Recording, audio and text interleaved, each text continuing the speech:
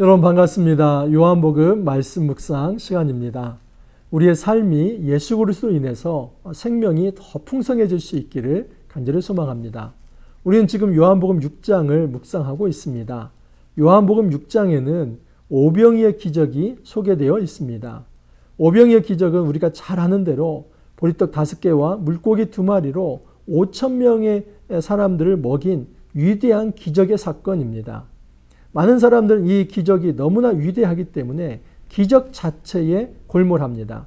어떻게 하면 이 기적을 우리가 체험할 수 있을까? 우리의 믿음이 어떻게 크면 이 기적을 우리의 것으로 만들 수 있을까?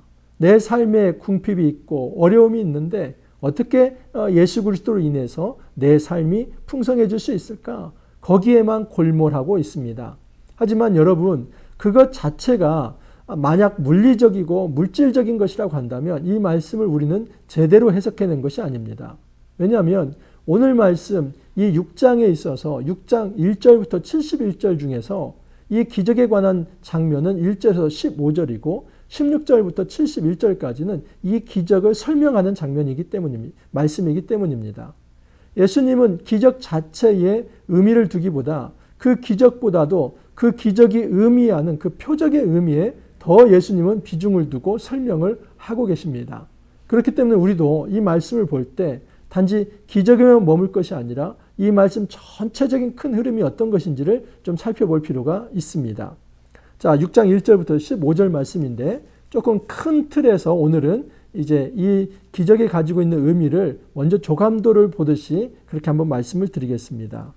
그 후에 예수께서 디베랴의 갈릴리 바다 건너편으로 가심에 큰 무리가 따르니 이는 병자들에게 행하시는 표적을 보았음이러라.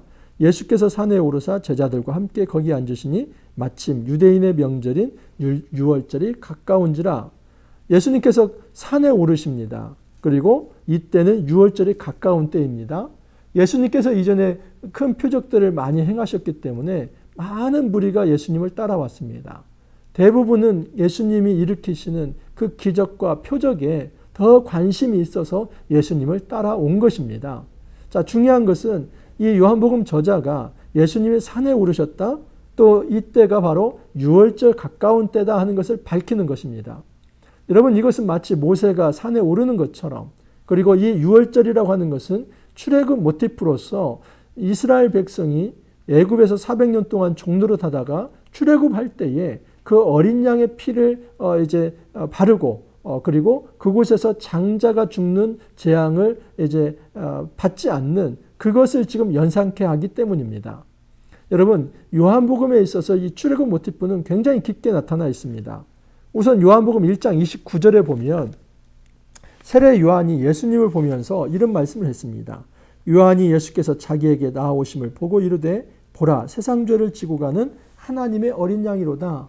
여러분, 예수님을 가리켜 뭐라고 합니까? 하나님의 어린 양이다 라고 얘기를 합니다. 세상 죄를 지고 가는 하나님의 어린 양이다. 그런데 이 출애굽 때에 유월절 때에 무엇이 희생이 되냐면 어린 양이 희생이 됩니다. 이 10가지 재앙이 장자를 치는 재앙입니다. 여러분, 이때 이스라엘 백성에게 만일 너희들이 어린 양을 잡아서 그 피를 흘려서 문 지방과 임방에 바른다면 그 집을 죽음의 천사가 넘어갈 것이다. 하나님께서 그렇게 말씀을 합니다. 그래서 그 어린 양의 피를 바른 집은 살게 됩니다. 여러분, 지금 예수님을 이 세례 요한이 보면서 세상 죄를 지고 가는 하나님의 어린 양이다. 이렇게 말씀을 한 것은 지금 이 출애굽 모티프를 가지고 예수님 자신이 유월절 어린 양으로서 이 땅에 오셨다는 것을 이야기합니다. 이것이 조금 더 자세히 설명되어 있습니다. 자, 요한복음 6장 30절, 31절 또 34절을 보면 기록된 바 하늘에서 그들에게 떡을 주어 먹게 하였다 함과 같이 우리 조상들은 광야에서 만나를 먹었나이다. 그들이 주여 이 떡을 항상 우리에게 주소서. 예수께서 이르시되 나는 생명의 떡이니 내게 오는 자는 결코 줄이지 아니할 터요 나를 믿는 자는 영원히 목마르지 아니하리라. 거기에 모여있는 사람들이 예수님과 이제 대화를 나누면서 하는 얘기입니다. 예수님, 우리 조상들은 광야에서 만나를 먹었습니다. 아마 은근히 이 오병이의 기적 뭐 크긴 하지만 우리 조상들이 경험한 기적에 비하면 아무것도 아닙니다. 그 얘기를 하고 싶었을 것입니다. 그때 예수님께서 하나님께서 모세를 통해서 하늘로부터 주신 것이다. 그런데 예수님은 내가 바로 지금 너희들에게 생명의 떡으로서 너희들에게 생명의 양식을 주겠다. 그렇게 말씀을 하신 것입니다. 그리고 놀랍게도 아주 직설적으로 이 생명의 양식이 무엇인지를 이렇게 말씀하십니다. 요한복음 6장 56절 57절입니다. 내 살을 먹고 내 피를 마시는 자는 내 안에 거하고 나도 그의 안에 거하나니 살아계신 아버지께서 나를 보내심에 내가 아버지로 말미암아 사는 것 같이 나를 먹는 그 사람도 나로 말미암아 살리라. 듣기는 상당히 섬뜩합니다. 왜냐하면 예수님께서 자기의 살을 먹어야만 산다고 말씀을 하시기 때문입니다. 사람이 무슨 식인종도 아니고 어떻게 예수님의 육체의 살을 먹을 수 있단 말인가 그렇게 생각할 수 있습니다. 여러분, 예수님께서 말씀하시는 나는 생명의 떡이다 하는 것은 은유입니다. 그것은 무엇이냐면 내가 바로 생명을 공급할 생명의 주님이시다 하는 것을 이야기합니다. 그리고 예수님께서 말씀하시는 것은 내가 지금 흘리는 피는 유월절 어린 양의 피로서 구약의 그 어린 양이 희생이 되어서 이스라엘 백성이 생명을 얻었던 것처럼 지금 내가 흘리는 이 피가 너희들에게 구원의 피가 되리라. 그것을 말씀하신 것입니다. 자, 그것에 대해서 조금 더 자세하게 설명되어 있는 부분이 하나 있습니다. 요한복음 19장 34절을 한번 보시면 이런 말씀이 있습니다.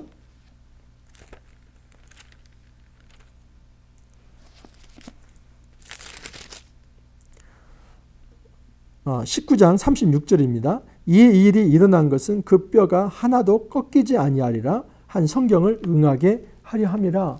여러분, 예수님께서 십자가를 지실 때에 그 군병들이 사실은 예수님의 뼈를 꺾으려고 했습니다. 일반적으로 그렇게 했습니다. 근데 거기서 꺾지 말라고 합니다. 왜냐하면 이미 예수님께서는 사망을 하셨기 때문에 꺾지 않아도 좋다 이렇게 한 것입니다. 하지만 요한복음 저자는 구체적으로 그것은 성경을 응하게 함이라 라고 밝힙니다. 그 성경이 어디 성경이냐면 출애굽기 12장입니다. 출애굽기 12장 46절에 의하면 한 집에서 먹되 그 고기를 조금도 집 밖으로 내지 말고 뼈도 꺾지 말지며, 이 이스라엘 백성이 출애굽을 할 때에 그 출애굽하기 전날 밤에 유월절 어린 양을 잡아서 그 피는 문지방과 인방에 바르고 그 동네에 여러 가족이 함께 모여서 어린 양을 같이 먹습니다. 그리고 먹을 때 뼈를 꺾지 말라고 합니다. 여러분, 예수님의 십자가 사건이 이 유월절 어린 양의 모티프를 그대로 가져온 것이다 하는 것을 이렇게 증명이 되는 것입니다.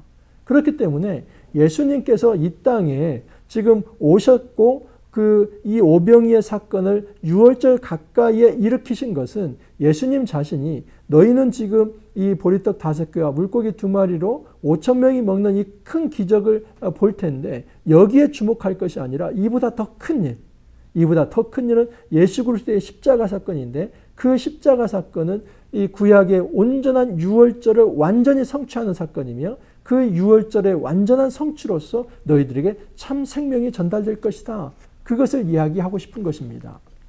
여러분, 누가복음에 그 말씀이 있습니다. 누가복음 22장 7절을 보면 유월절 양을 잡을 무교절 날이 이른지라. 그리고 15절 16절을 보면 이르시되 내가 고난을 받기 전에 너희와 함께 이 유월절 먹기를 원하였노라. 내가 너희에게 이르노니 이 유월절이 하나님의 나라에서 이루기까지 다시 먹지 아니하리라 하시고, 19절 20절입니다. 또 떡을 가져 감사 기도하시고 떼어 그들에게 주시며 이르시되 이것은 너희를 위하여 주는 내 몸이라 너희가 이를 행하여 나를 기념하라 하시고, 저녁 먹은 후에 잔도 그와 같이 하여 이르시되 이 잔은 내 피로 세우는 새 언약이니 곧 너희를 위하여 붓는 것이라. 예수님께서는 분명하게 말씀을 하신 것입니다. 내가 십자가를 지는 것은 유월절 어린 양의 피를 흘리는 것과 마찬가지이다. 그렇기 때문에 나를 믿는 자는 내 살을 먹는 거나 마찬가지이고 나를 믿는 자는 내 피를 마시는 거나 마찬가지여서 그 사람에게 영생이 주어질 것이다. 그렇기 때문에 우리는 이 오병이어 사건을 통해서 기억해야 할 것은 단지 이 물질적인 양식, 그것을 얻음으로써 내가 풍성해지는 것이 아니라 예수님을 믿음으로써 영적으로 거듭나서 새로운 생명, 영생을 얻어서 풍성해진다. 여기에 더 주목해야 한다 하는 사실입니다. 자, 5절부터 9절까지 한번 살펴보겠습니다. 예수께서 눈을 들어 큰 무리가 자기에게 오는 것을 보시고 빌립에게 이르시되 우리가 어디서 떡을 사서 이 사람들을 먹이겠느냐 하시니 이렇게 말씀하심은 친히 어떻게 하실지를 아시고 빌립을 시험하고자 하심이라. 빌립이 대답하되 각 사람으로 조금씩 받게 할지라도 200데나리온의 떡이 부족하리이다. 제자 중 하나 곧 시몬 베드로의 형제 안드레가 예수께 여짜오되 여기 한 아이가 있어 보리떡 5개와 물고기 2마리를 가지고 있나이다. 그러나 그것이 이 많은 사람에게 얼마나 되겠사옵나이까. 여러분, 예수님께서 눈을 들어서 큰 무리를 봤습니다. 그런데 이들은 너무나 많은 무리입니다. 최소 장정 5,000명 이상이기 때문에 여자와 아이를 포함한다면 거의 10,000명 가까이 될 수도 있습니다. 그 사람들이 지금 예수의 이적을 바라고 기적을 바라며 다 나왔는데 이들이 정말 줄여서 죽게 되었습니다. 그런데 예수님께서 이런 말씀을 합니다. 우리가 어디서 떡을 사서 이 사람들을 먹이겠느냐. 여러분, 기가 막힌 말 아닙니까? 빌립에게 야, 우리가 어디서 떡을 사서 이 사람들을 다 먹이겠느냐. 이게 제자의 목소리가 아니라 예수님의 목소리입니다. 황당하지 않습니까? 예수님께서 뭐 기적이라도 베풀어서 먹이셔야지 그러면 제자들에게 돈을 가져오라는 것인가? 여러 가지 생각을 할 수 있습니다. 하지만 여러분, 이것은 예수님께서 친히 빌립을 시험하시고자 하신 말씀이다라고 말씀을 합니다. 이것은 마치 사마리아 여인을 만났을 때 예수님이 그 사마리아 여인에게 네가 나에게 물 좀 달라 하신 말씀과 비슷합니다. 여러분, 그때도 물을 주실 분이 누구입니까? 예수님 자신 아닙니까? 근데 사마리아 여인에게 네가 나에게 물 좀 달라 그렇게 말씀하십니다. 그것은 사마리아 여인이 예수님의 갈증을 해소할 수 있는 분이 아니라 사마리아 여인은 그 갈증이 나더라도 또 갈증 나는 사람들을 도울 수도 없고 자기를 도울 수도 없는 그런 무력한 존재임을 예수님께서 깨닫게 하시고 진짜 물을 줄 수 있는 분은 나다 하는 것을 보여주시기 위해서 그렇게 물어본 거 아닙니까? 마찬가지입니다. 지금 예수님께서 이렇게 물어보는 이유는 어떤 제자들을 좀 깔보거나 또는 그들에게 돈을 금품을 요구하거나 그런 게 아니라 지금 예수님은 사실은 제자들의 무력함, 무능력을 드러내시면서 그러면서 예수님께서 이 일을 해결할 수 있는 분이라고 하는 것을 드러내기 위해서 그렇게 한 것입니다. 안드레도 마찬가지입니다.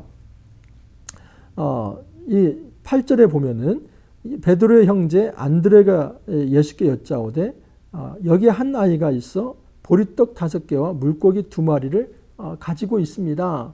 안드레는 자신들은 너무 가진 게 없습니다. 그걸 얘기한 겁니다. 우리가 가지고 있는 것은 보리떡 5개와 물고기 2마리입니다.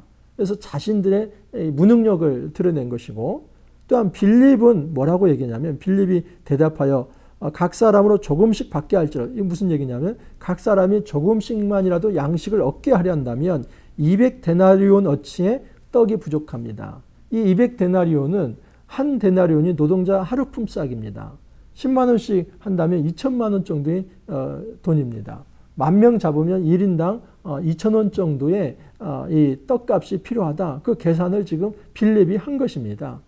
여러분, 빌립이 하고자 하는 것은 뭐냐면 너무나 큽니다. 우리가 해야 할 일은 너무나 크고 그리고 안드레에게 하고 싶은 거 뭐냐면 그 큰 일 앞에서 우리의 능력은 너무나 적습니다. 저는 이 안드레와 빌립은 매우 정직했다라고 생각을 합니다. 그리고 이들의 말을 저는 이제 비난하고 싶지도 않습니다. 예수님께서는 그들을 비난하거나 그들을 무시하거나 그들의 수치를 드러내기 위해서 이 말씀을 한 게 아니라 이 현실을 드러내고 싶었던 겁니다. 여러분, 인간은 이 5,000명, 10,000명이 모인 숫자를 절대 그들에게 떡을 줄 수 있는 힘이 우리 인간에게는 없습니다. 그러나 예수님은 말씀하십니다. 자, 이제부터 내가 하겠다는 겁니다. 너희들은 무능력하지만, 너희들은 무력하지만, 너희들은 할 수 없지만 하늘로부터 오는 능력으로 내가 이들을 먹이겠다. 예수님께서는 지금 그것을 드러내기 위해서 이렇게 말씀을 하신 것입니다. 10절 이하를 보면 예수께서 이르시되 이 사람들로 앉게 하라 하시니 그곳에 잔디가 많은지라 사람들이 앉으니 수가 5,000명 되었더라.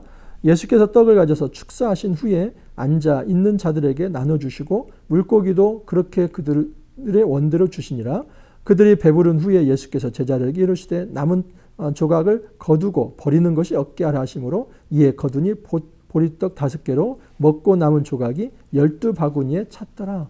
여러분, 지금 이 5,000명을 먹이고도 몇 광주리가 남았다고 합니까? 12바구니에 찼다. 이 12이라고 하는 것은 완전수입니다. 다시 말해서 지금 이 예수님께서 이 앉아있는 사람들의 생명을 풍성케 하는데 온전히 풍성케 했다는 사실입니다. 여러분, 요한복음 10장 10절에 이런 말씀이 있습니다. 요한복음 10장 10절. 도둑이 오는 것은 도둑질하고 죽이고 멸망시키려는 것뿐이요 내가 온 것은 양으로 생명을 얻게 하고 더 풍성히 얻게 하려 함이라. 예수님께서 이 땅에 오신 진정한 목적은 양으로 하여금 생명을 풍성케 하는 것입니다. 이 오병이의 사건은 바로 여기에 있습니다. 나는 생명을 풍성케 하는 사람이다. 근데 단지 물질적인 생명이 아니라 물리적 생명이 아니라 너희들에게 영원한 생명, 이 이터널 라이프, 하늘에서 오는 그 영원한 생명을 주겠다. 어떻게 해요? 예수님이 생명의 양식이 되어서. 그 생명의 양식은 바로 십자가 사건을 통해서 예수님이 희생하실 것을 염두에 두고 하신 말씀입니다. 14절에 보면 그 사람들이 예수께서 행하신 이 표적을 보고 말하되 이는 참으로 세상에 오실 그 선지자라 하더라. 그러므로 예수께서 그들이 와서 자기를 억지로 붙들어 임금으로 삼으려는 줄 아시고 다시 혼자 산으로 떠나가시니라. 아마 그 선지자는 신명기 18장 15절에 19절에 나와 있는 모세가 말한 나와 같은 선지자, 그걸 말할 것입니다. 요한복음에서는 예수님을 선지자로 잘 묘사하고 있습니다. 여러분, 예수님을 이제 많은 사람들이 왕으로 세우려고 합니다. 예수님은 이 땅에 왕으로 오셨지만 하지만 이 사람들이 옹립하여 세우는 이 왕으로는 세움을 받지 않으려고 합니다. 왜냐하면 예수님은 이 땅에 하나님이 왕이신 하나님 왕국을 세우려고 하는 것이지 사람들의 욕심으로 점철된 그 야망의 사람의 왕국을 예수님은 세우려 하지 않았기 때문입니다. 예수님의 궁극적으로 세우려는 왕국은 하나님의 왕국이지 사람의 왕국이 아닙니다. 이제 오병이어 이제 여행을 우리가 오늘 시작했습니다. 너무 흥미진진하게 이 오병이어의 말씀이 이제 해석이 될 것입니다. 내일 모레 글패 계속 이제 생명의 양식 되신 예수님에 대해서 우리가 묵상할 텐데 여러분 우리가 이 이적에 함몰되지 않기를 바랍니다. 당장의 우리의 궁핍함과 곤핍함 그것을 예수님께서 어떻게 해결해 주실까? 여기에 골몰하지 않기를 바랍니다. 예수님은 우리의 삶 속에서 온전한 생명으로 풍성케 하시는 분입니다. 나의 생명의 문제, 내 영의 영생의 문제, 예수 그리스도로 인해서 하나님 자녀가 되어서 온전히 사단의 죄와 사망으로부터 우리가 해방이 되어서 하나님 자녀로 자유를 가지고 평화를 가지고 안식을 누리며 살아갈 수 있는 그 문제입니다. 여러분, 우리가 이 말씀을 통해서 생명을 주시는 예수님을 더 깊이 묵상해 보기를 바랍니다. 예수 그리스도께서 우리의 삶 속에서 어떻게 생명을 풍성케 하는지, 그 예수님으로 인해서 우리의 삶이 어떻게 자유를 누리며 어떻게 정말 하나님 안에서 큰 기쁨을 누리고 살 수 있는지 그것을 더 깊이 한번 묵상해 볼 수 있기를 간절히 소망합니다. 함께 기도합니다. 주님 감사합니다. 생명 주시는 우리 예수님에 대해서 계속 묵상하고 있는 중입니다. 특별히 오병이어 사건을 통해서 예수님께서 단지 육체적 이제 양식만을 주시는 분이 아니라 온전히 하늘로부터 오는 하늘의 양식을 주심으로써 영생을 주시는 분이다 하는 것을 알게 되었습니다. 우리의 삶 속에서 정말 생명으로 풍성케 하시는 새로운 하나님 나라를 만드시고 그 하나님 백성 공동체로서 온전한 생명을 맛보게 하시는 그 예수님을 바라보며 우리가 예수님 안에서 즐거워하고 예수님 안에서 기뻐하며 예수님을 찬양하는 하루하루가 될 수 있도록 주님 축복하여 주옵소서. 감사하옵고 예수님 이름으로 기도하옵나이다. 아멘. 여러분 오늘 하루도 화이팅 하시고 또 우리가 주 안에서 생명과 안식과 자유를 누리고 내일 또 찾아뵙도록 하겠습니다. 감사합니다.